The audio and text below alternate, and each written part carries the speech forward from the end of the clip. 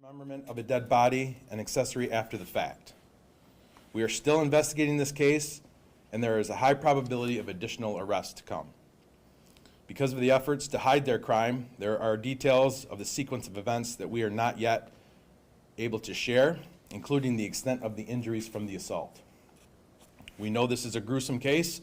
Our teams have been working around the clock to get these suspects arrested and charged for these crimes.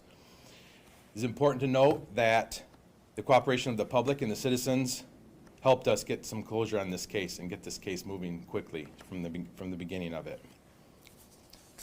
This takes me to my next point. It is not a good time to be a bad guy in the city of Lansing. I can tell you why. We've had 6 homicides in 2 months.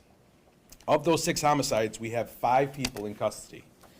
My department has the backing of our community, the AUSA in the Eastern District, the ATF, the FBI, the state police, our mayor, our council, and our prosecutor's office. If you don't believe me and you think that this is just fluff, take a look at some of our recent prosecutions, some federal indictments, and sentences that we've recently had on some of our bigger cases. We are engaging our specialty teams as we speak, including our violence disruptors, to assist us moving into the summer. Questions? Sir, with this being another homicide in the last 2 months, and we started the year pretty quiet when it comes to these violent crimes, just your reaction to this just changing course? I really don't have anything I can put my finger on as to why. I do know we had a really good start to 2024. Circumstances are just that we have had a rash. None of them are related. They're not random. There's no affiliation with them.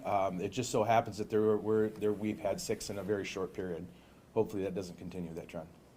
Have community members been pretty forthcoming with information with investigators and detectives when these cases happen? Absolutely. We have had great response from the community. This is why we have so much success with our arrests and our prosecution so far, because the community has already said, you've heard me say it before, we're tired of this nonsense.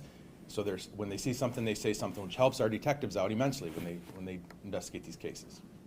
And speaking on the violence, yesterday 6 News attained a video of a shootout that happened on Barnes Avenue. We wanted to know if you've seen that video personally and your thoughts on it. I have, and it's absolutely ridiculous. And on that case, for those residents in that neighborhood, I can assure you that for the residents, the rest of the city of Lansing, and for all you in this room, I can assure you that we know who you are, and we will arrest you, and we will put you behind bars as soon as we can to stop you from hurting anyone else.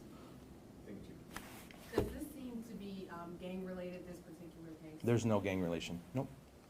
Yes? You mentioned those 6 homicides, one being the shooting death of a 14-year-old last week on May 6th. Do you have any updates on that homicide in talking about this group that's happened in a short period of time? We have gained some information on that. We have some person of interest in that case, but we are navigating that case right now to make sure that we have everything aligned so that we have that prosecution, and we have what we need for that prosecution. And with the higher number of homicides in Lansing recently, will there be more officers outnumbered in the community as these numbers go up, or are there any initiatives that you all are pushing at this time? Absolutely. We always, in the summer months when it gets warmer and people are more outside, these events sometimes happen. We absolutely plan on making sure that we have a strong front for that criminal element out in front of everyone this summer to make sure that they know where we stand and it will not be tolerated. And if you do it and you do get caught, which you will be held accountable in Ingham County. Chief, could you talk about the motive for this particular assault/homicide? I don't have motive yet. Okay. You don't believe it's gang-related though at this point? No. Okay. While it may not be gang-related, is there any indication that this is an example of just violence between groups of people that know each other? Yeah, I mean, it's hard to get into the brain of somebody who kills another human being, but I can tell you that you know, I'm confident that it's not gang related, and it's totally, you know, these individuals knew each other, right? So I don't know what the intent was or why it happened, but I can tell you that it did happen, and we caught them and they're in jail now. I understand there's a lot of efforts right now with community groups trying to crack down on essentially a revenge type Yes. violence.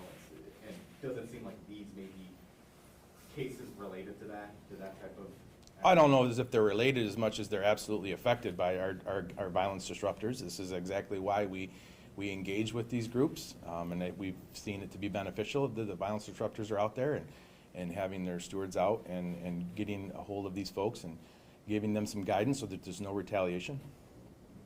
Yes?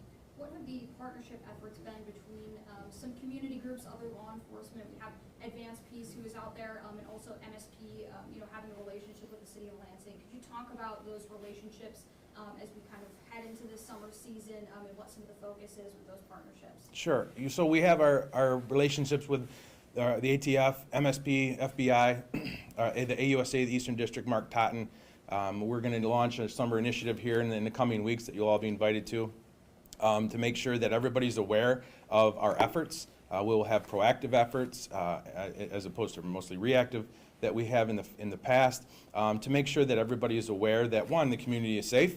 We're out there visible to them and they feel safe, and two, that the criminals will have some accountability factors that they haven't had in the past. Anything else?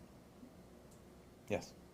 Is there any updates as to the further court proceedings or dates with the folks who are in custody for this crime? No, I don't have that. The arraignments are taking place right now, and I don't have that information, but we will have that for you shortly. Anything else? Chief, do you know whether the victim was killed at the address, the original location of the call, or killed after the victim was taken from that location? I can't get into that yet because that's part of the ongoing investigation. Chief, are you able to add any more details in terms of explaining dismemberment? What were detectives seeing when they got on scene? I can't really get into that right now. That's part of the investigation. Okay, thank you all for coming. Have a good day.